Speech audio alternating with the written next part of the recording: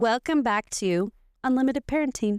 This is a podcast where we talk about anything and everything related to parenting children with special health care needs, developmental disabilities, you name it, we got it. And now we are on part 5. This is the end. We made it. Please.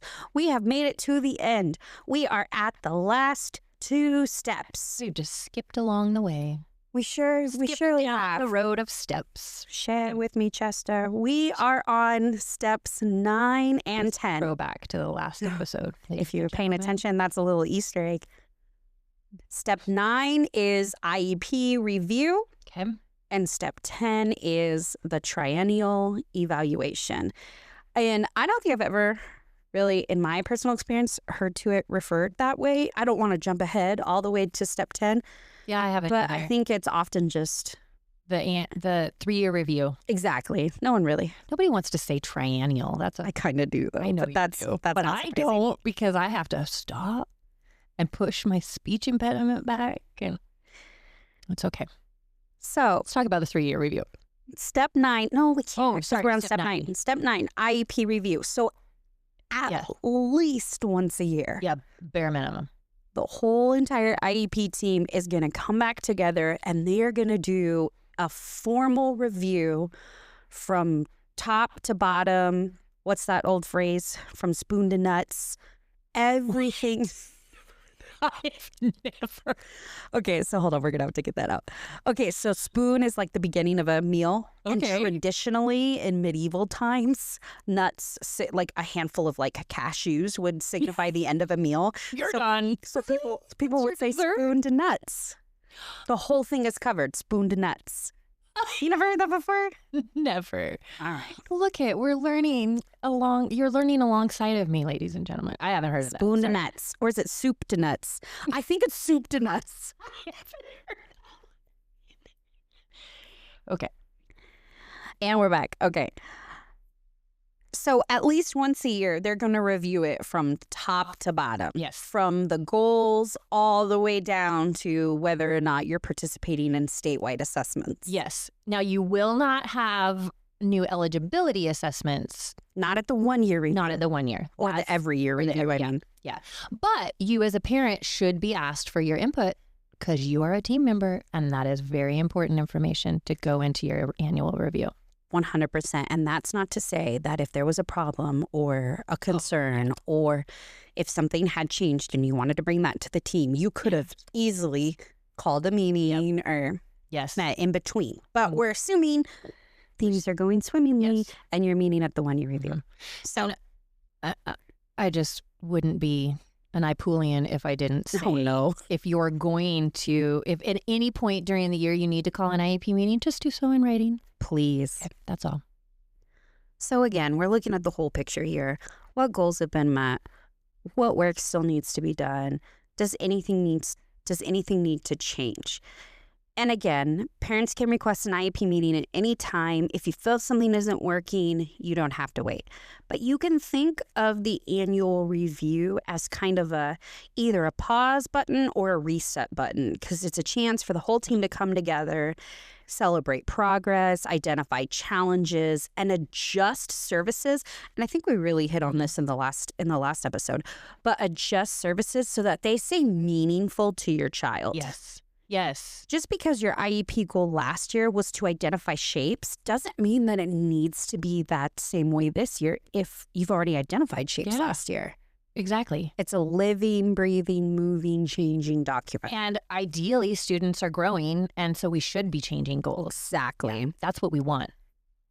Tell me about some of your 1-year review experiences. So last year specifically, it was kind of a weird one because we were transitioning between a junior high and a high school setting. And so the 1-year review was even a little bit more involved than it normally has because we had both team members there. So we had a member of the high school team there and the junior high team because we were really talking to, like, things are changing. Even though we weren't in a 3-year review, a lot of our goals are going to change because now we're in high school and now we're talking about transition to adulthood and now we're in a different space with different electives. And so we had a little bit more involved one-year meeting than before. Our goals didn't necessarily change, but some of our related services and the way that we are using them changed, if that makes sense. It does, because I was actually going to ask you about how does that 1 year, especially when you're talking about a transition from one school to another, because let's just say, for example, and again, just an example, there's an extended resource room at the middle school that you're at, and you transfer to high school, they don't have that extended resource room anymore. Right. How are we navigating different rooms, different teachers, different, oh my. Yeah. So in this case, they do have an extended resource room. And my son, the rooms themselves or the programs switched pretty well. Now minutes are a little bit different. High school minutes are different than junior high minutes. Oh, because it's a different length of a day. Yep. Oh my, I don't even think about that. And I didn't either. So all of these things changed and went into that annual meeting, even though it kind of came more like a triennial, but it wasn't. But we were changing minutes. We were changing where he was receiving his supports. Oh, really? He received a lot of his supports in an extended resource room, and now in high school we have him in other places. So he's able to go into the choir room, or he's able to go into the gymnasium for some other support. So his service grid changed a lot too. So from my perspective, this has been the biggest switch that we've had, aside from, I guess, that elementary to junior high, not necessarily. The high school one has been the biggest switch, but now we're even more so because we're putting in some of those transition elements too. So, he has some more work experience that he now has built into his day. So where he helps with the coffee carts and, so they're putting more of that kind of stuff into. So all of that to say was, what did you ask me? How is my... I think I actually want to pause and go back to that coffee cart thing, because I think that's a really, really worth talking about as a unique way that your son's school has set up a way for him to work on his goals. Now, can I ask, is that because of his age, like these are transition to adulthood goals, or is this because... So tell me more about, can I ask about the cart? Yeah. Well, so they have this coffee cart. He is a greeter, kind of. Oh my God, I love that. So, and I've said this before, he's a non-speaking, nonverbal student, but he has a ton of nonverbal communication, whether it's the biggest smile or a wave or a shriek that's going to tell you that he's excited to see you. Yes. And so he also helps push the said coffee cart, or some of his friends that use mobility devices, he helps push them. And they take it around their school they take it to the faculty lounge. Then they also have it available for students during a passing period. But it is teaching employment skills. And that is part of his IEP, part of his transition to adulthood activities. But they've implemented it and built it into his IEP so that it is fun. He's doing it without doing it, right? Think of all the things that could be physical therapy, that's occupational therapy, that's speech language, that's soft skills, that's behavioral intervention. That could be so many different service minutes as one unique little idea. Right. And I love that. And it is using, it's something that all students can use in terms... So you're getting your peer-to-peer. Your peer-to-peer. Oh, what a genius idea. I love it because I have older kiddos that have graduated from this school that are still friends of my... There are still students at this school who know my son because through his brother. Yeah. Oh, I didn't think about that. And my kiddo the other day texted me that said, his friend saw his brother pushing the coffee cart. Right? So these are... It ensures that my son is still involved in high school just like his brother was. Exactly. Just in a different way. He's a popular kid now because he hands out coffee. He does. That would make you very popular with me. Yeah. So in terms of step 9 of the IEP review, can I ask you some, kind of like what we did in the last episode, can I ask you some questions? Mm-hmm. So Yeah. these are real life questions that I've received from real life humans, and I'm going to make it very unidentifiable. Okay. So I had a parent who reported that they felt nervous about speaking up at an IEP review, but they know that they need to because no one knows their child better than they do. We're the experts. Do you have any? Yeah. What would you say to kind of assuage that person's anxiety, I guess? Right, because and so I'm assuming this person doesn't have the same rapport with their team. They haven't been able to build that rapport quite yet. Yeah, or Maybe even it's a new team, or your specific Yep. situation. It's a new team. And so I know. you're telling on me. But actually, my husband and I talked about this last night. So I have given her some grace. And I'm one thing that is always worked really well for me is I've created 1-pagers for my student, and yeah, and that is something I haven't done this year. And I feel like I haven't done my due diligence in sharing my son with them. That's an interesting perspective. Yeah. So I don't think I've done my job as a parent. And so this weekend, that is what I am doing. I am creating the 1-pager. I am going to get that delivered to them on Monday. And then hopefully that opens up some doors. If it doesn't, I would say if you know your IEP is coming up and you're concerned about speaking up, two things I have. One, I would say take a support person, someone that can help you, and have those questions written out in advance. Or if you don't have a person that could go with you, write those questions out ahead of time and email them.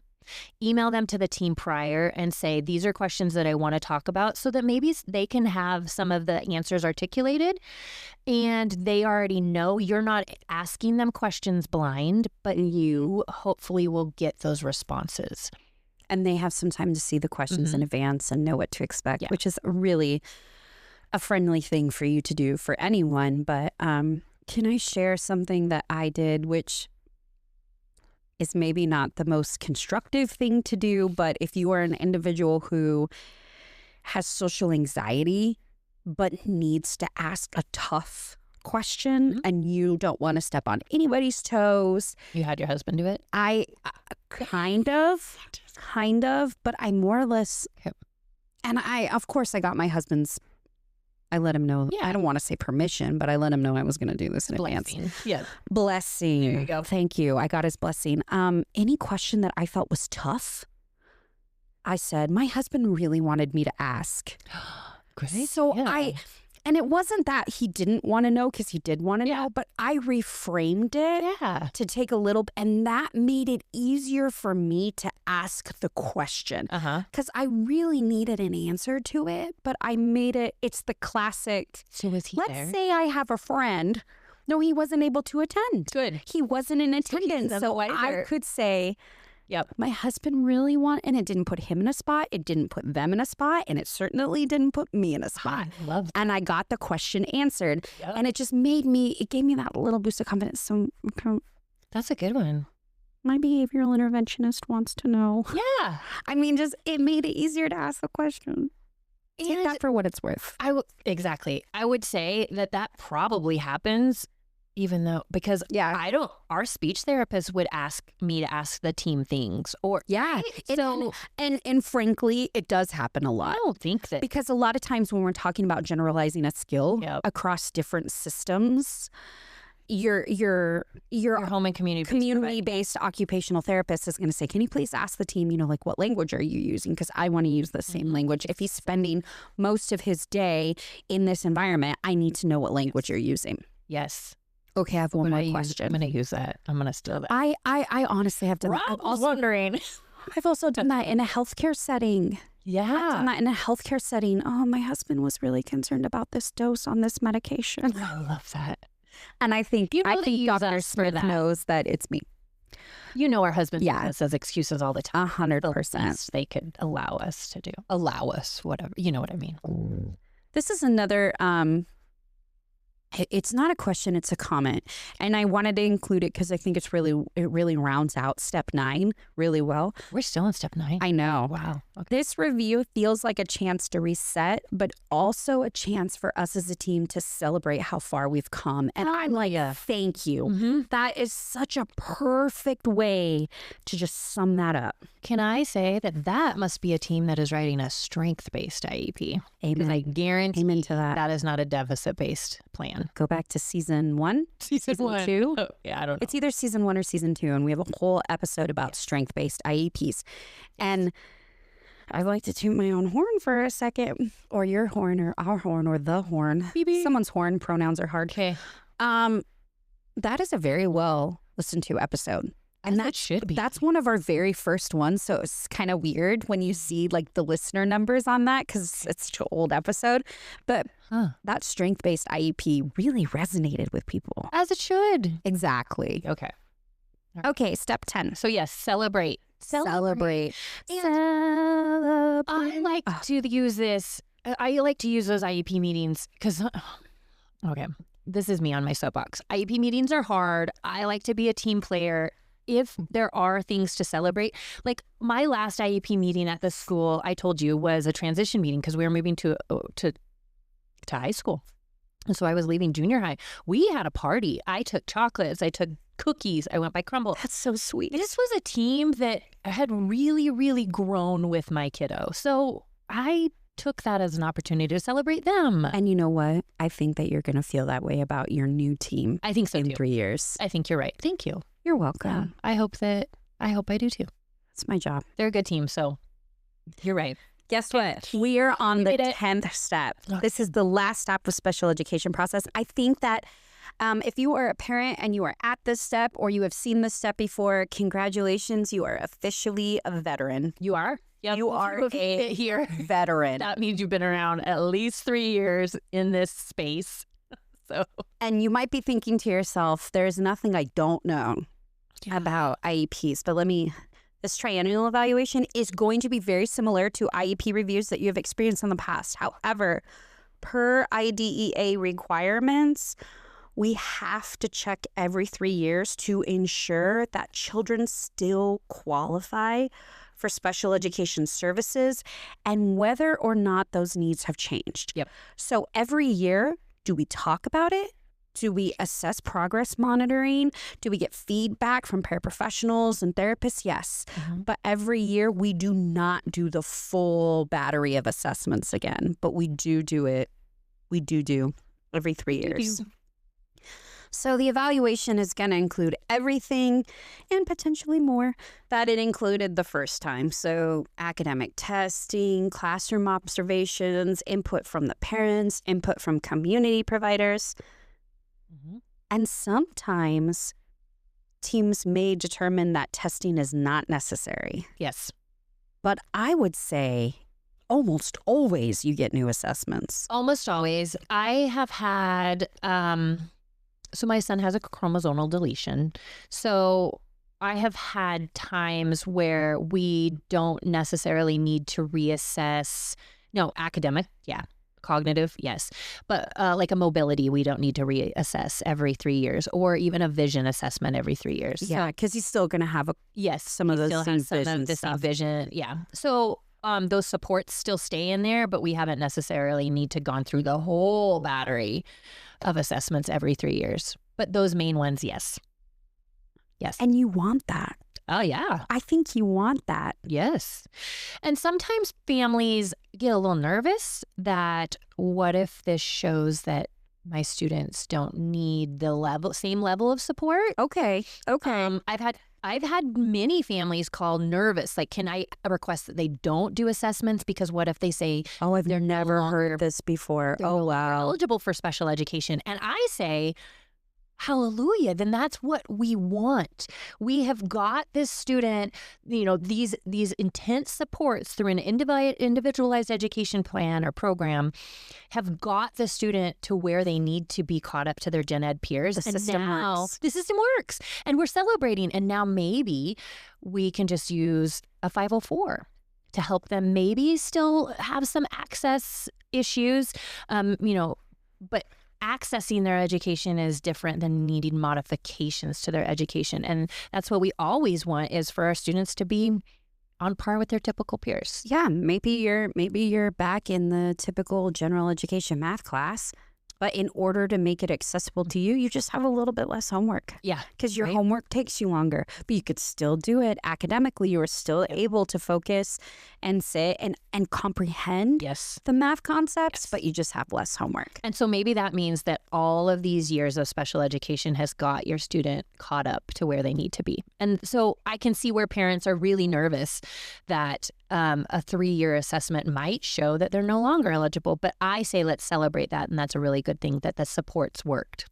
And the 3-year evaluation is a really important milestone. It's like how it's a check the checker. How is the system working? So those assessments really are kind of the final check the checker, because every year we review, but then that 3 years we're really going to make sure. That's a good, It's such... I didn't realize what the Triennial Evaluation was, honestly, until I started working here at IPUL. I was like, what's the difference from a yearly review in this? And it really is only the assessments. And to me, I was like, oh, thank goodness, because I genuinely believed that it was a one and done type thing. And I was like, but what if we need some proof that this isn't working, or proof that this is working? I'm like, how do they determine? And you're like, well, the Triennial Evaluation. And I'm like, the holiday hoobie woody? What? The 3-year. So now How's that a 3-year? It makes me feel a lot better. So here are some questions I've gotten. Okay. Every 3 years, that sounds like forever. What if I need an assessment more often? You can request it. Exactly. Yep. Put it in writing and request it. There have been... I've needed to do that several times. Usually it's for functional behavior assessments in our case. Oh, yes. Yes. So, oops, we have a new behavior. We need to do a new assessment.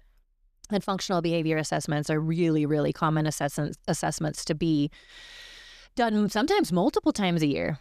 So, yeah, 3 years does seem a long ways in advance. But if you get a new diagnosis or you see something new pop up, you can always ask for assessments. It's like an IEP is always a fluid document. The assessments kind of are too. Now, a school can say, well, we don't see that, and we don't think that at this point we need to move forward with that assessment. But that's a conversation and a process. And schools are more likely to say yes if it's been a year or more. I don't think that a lot of times schoolers are going to say yes if, every quarter or every semester you're like, oh, I think now this is a problem. Right. No. They're going to want to, because in some cases you really do need time to see if the other goals work. Yeah. And in some cases you can't physically do another assessment because it hasn't been long enough. Like we can't put students through academic and cognitive assessments more than once a year. Like these things shouldn't be happening. And then you're taking away from the time that you would otherwise be using to work on your academic goals. So that's why, again, it really becomes a conversation between the team. And I would say, just from an educator's point of view, sometimes they will come. I've had my son's teacher come to me and say, ask for consent. I think we could benefit from conducting X assessment right now because of this. So there are also times where your teacher will come and outside of those 3-year review and ask for an updated assessment too, if they're seeing something. And another Another question that I had, and I think we already talked about this too, is, and this is, I'll tell you exactly what I said right afterwards too, was, does this mean my child could lose services? And I said yes, but it also means that your child could gain services. Mm-hmm. And you're never going to know unless you do it. Right. And if let's just play it out, let's pretend the team says, you know what, we've found that Marcus really isn't eligible for special education services anymore. You still have dispute resolution options. Yeah. That doesn't mean that the door is closed and locked and bolted. No, not at all. Yeah, you're exactly right. At the end of the day, none of these are set in stone. There's dispute resolution options. So don't let the thought of a triennial evaluation scare you kind of that much. There are still other things that you can do. And then I heard this last little bit, and I thought it was a really good way to round out step 10, which is I'm actually really glad that they check in every few years, because my daughter's needs now look really different than they did when she was in kindergarten. Yes. Which is such a good way to look at it. Because it's easy for, I'm just going to use you as an example, right? It's easy for you to be like, oh, you know, wasn't a huge change from 12 to 15. Yeah. Let's just pretend. We've seen the same in the skills. But then when you think of like between kindergarten and third grade, the growth that you see in that time that's wild. Huge. And I literally said to this parent, I was like, thank you so much for giving me that perspective, because a lot of times, you know, especially when we're talking about triennial evaluations, a lot of times we're talking to older kids and not someone who's entering third grade. And I'm like, that's such a good, because she's like, my daughter, and again, I'm saying this without giving away any information, but she was just saying, you know, like her daughter came into kindergarten and she was really worried about her. But then when her daughter was entering third grade, the confidence that her daughter had and the progress that her daughter had made, it was just like, she's like, I'm so glad because we need new assessments. We need new assessments at that point. And it's because just the level of, at that point, she may not have been in her least restrictive environment, it sounds like. Exactly. Right? She may be stifled. And so in that case, if mom saw that at 2 years, mom could even say, hey, listen, could we go back to the drawing board? And that's maybe potentially, like we say, all scenarios, all situations are different. Yes. But that's why in some cases at a triennial evaluation, they may opt to not do so much testing, is because at the second year they had done some testing. So that's just another. And that is exactly what happened to my son. We came out of developmental preschool into kindergarten, and then at first grade, then we did his 3-year, and then it was like first to fourth grade, he was growing, and he started like there were so many things that were happening that we had to go back to the drawing board and do updated assessments, so that then when we got to a year and a half later, our 3-year reeval was just kind of cake, because we'd already done it. Who doesn't want that? Who doesn't want an easy IEP meeting? Right. And girl, do it, lady. Do it, lady. Do it, Linda. Isn't that the... No, that's Chit. Yeah, Chit. Do it, lady. Jay Renshaw, I think. Okay. We should do that. We should do it, lady. Bring our favorite TikToks or something. Do it, lady. Here we go. That's the next... That's my next idea. IPUL. Okay, so what can you do today?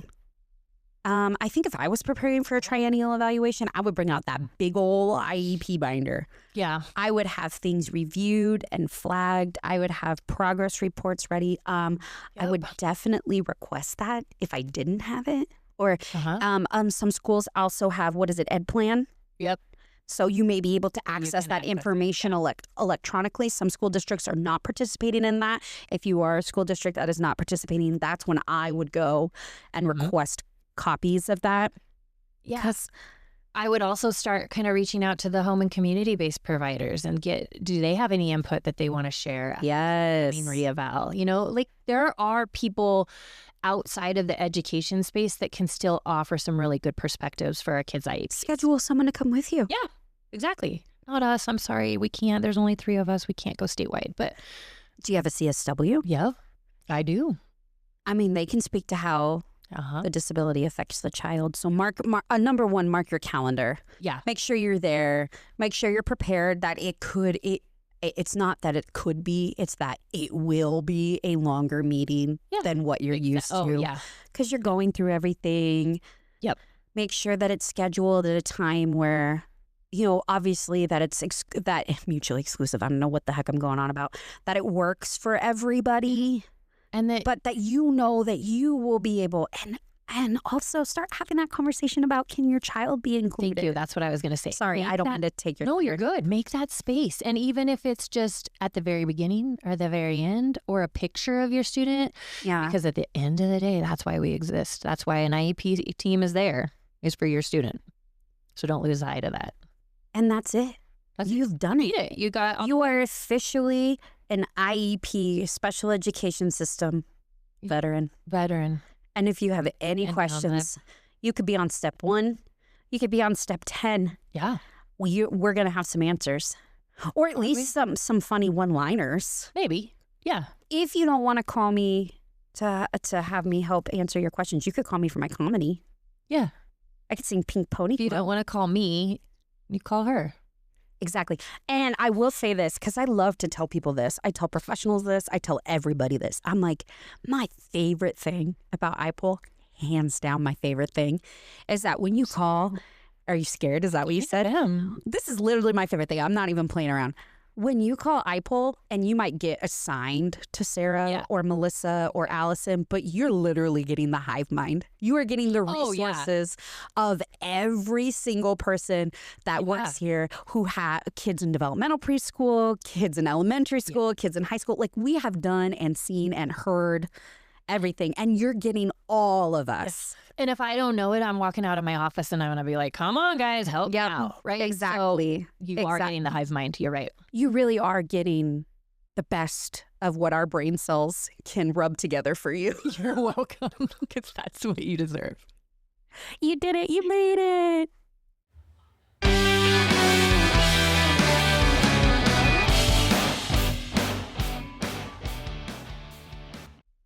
Thank you so much, everyone out there, for listening in. And know that if you are in Idaho or planning on moving to Idaho and have questions on systems or services for children with disabilities, please consider reaching out to us on our website at IPUL Idaho. That's IPUL Idaho.org.